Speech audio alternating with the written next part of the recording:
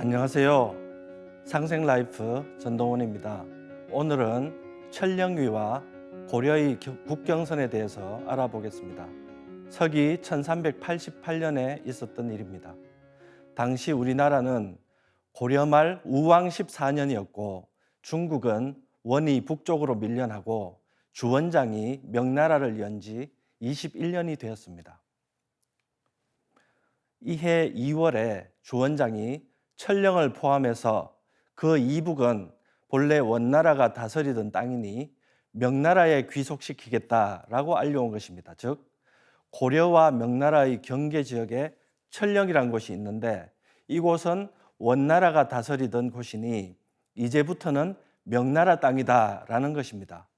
하지만 우리 입장에서 보면 원나라에게 잠시 그곳을 빼앗겼던 것은 사실이지만 그 이전에는 천령이 원래 우리 땅이었고 지금도 지배를 하고 있으니 천령은 고려 땅인 것이죠.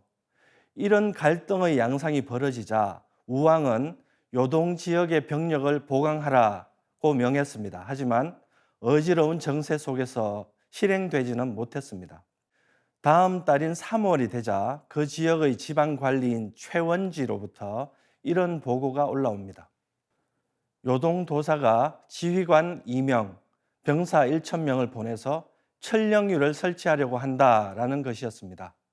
이 이야기를 들은 우왕은 진즉에 그 지역 병력을 강화하지 못한 것을 안타까워합니다. 하지만 여기서 좌절하지 않고 즉시 계획을 세워서 다음 달 4월 18일에 출병을 하게 됩니다.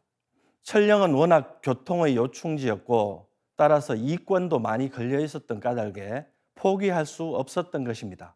자, 이 전쟁의 결과는 잠시 후에 알아보기로 하고 먼저 천령위에 대해서 조금 더 살펴보겠습니다. 천령위에서 위자는 지킬 위자입니다. 천령을 지키는 위소, 즉 천령 지역에 배치된 군사기구를 말하는 것입니다. 천령위의 상급 기관은 요동도지휘사사입니다. 요동도지휘사사는 산회관의 동쪽에서부터 요동반도까지를 관할하는 기관입니다. 이곳은 중국 남경에서 세워진 명나라가 가장 마지막으로 원나라로부터 넘겨받은 곳입니다. 요동도지휘사사는 보통 줄여서 요동도사라고도 불립니다. 이 요동도사 밑에는 천령위를 포함해서 모두 25개의 위가 있습니다. 각각의 위소의 규모는 어느 정도였을까요? 한 개의 위에는 최대 5,600명의 군사가 배치되어 있었습니다. 조금 큰 도시의 경우에는 가운데에 중위, 그리고 전위, 후위, 좌위, 우위 이런 식으로 여러 개의 위소를 두기도 했습니다. 즉 요동도사가 대한민국의 도 정도의 규모라면 위는 구나 군 정도를 관할하는 기관이었습니다.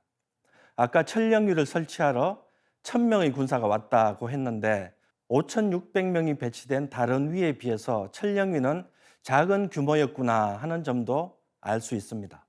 자, 그럼 요동도사와 천령위의 위치를 가늠해 볼 수 있는 지도 한 장을 살펴보겠습니다. 이것은 미의회 도서관에서 근래에 공개한 대명일통산하도라는 지도입니다. 명나라의 지리지인 대명일통지를 바탕으로 해서 조선에서 만든 지도입니다. 지금 화면은 요동도사의 관할 지역을 크게 확대한 것입니다. 요동도사와 25개의 위가 강과 함께 상세하게 그려져 있습니다. 요동도사는 지금의 요양에, 천령위는 천령의 지역에 그대로 위치해 있습니다. 지도를 보시면 요동도사 위아래쪽으로 위소들이 일렬로 쭉 배치되어 있는데 어떤 일정한 선을 넘지 않는다는 것을 알 수 있는데요. 이 선이 바로 실질적인 명과 고려의 경계선이다라고 볼 수 있습니다. 그런데 천령위는 처음부터 이곳에 있었던 것은 아닙니다. 저 지도의 저본인 대명일통지의 천령위 쪽에 보면 천령위는 도사성 북쪽 240리에 있다. 도사성은 요동도사의 치소를 말합니다. 천령위가 옛날에는 천령성에 있었는데 지금의 천령위에서 동남쪽으로 500리에 있었다. 그리고 고려와 국경을 접했다. 사실은 고려의 국경을 넘어선 것이죠. 그래서 우왕이 분노를 했던 것입니다. 다시 지도를 보시면 명과 고려 사이에 이런 국경선이 있었고 그 선을 넘어서 천령위가 설치되자 고려가 반발을 했으며 즉각 요동정벌에 나섰다. 이렇게 요약이 됩니다. 고려 군사 10만 명이 요동 출정 이후로 역사의 흐름은 위화도 회군, 고려의 멸망, 조선의 개국 이렇게 흘러갑니다. 그리고 1393년 전쟁이 아닌 관계협정을 통해서 명은 천령위를 지금의 천령시로 옮기게 됩니다. 그런데 이런 천령위가 함경도와 강원도 사이에 있었다라는 주장이 있습니다. 조선 후기 실학자 정약용이 먼저 언급을 했습니다. 그리고 일제강점기에 쓰다 쏘기치 등이 역사 지도책에 이런 내용을 그려넣고 어린이들에게 교육을 하고 국내외에 선전을 했습니다. 그리고 지금까지도 대한민국 국사편찬위원회와 한국학중앙연구원은 이것을 정설로 고수하고 있습니다.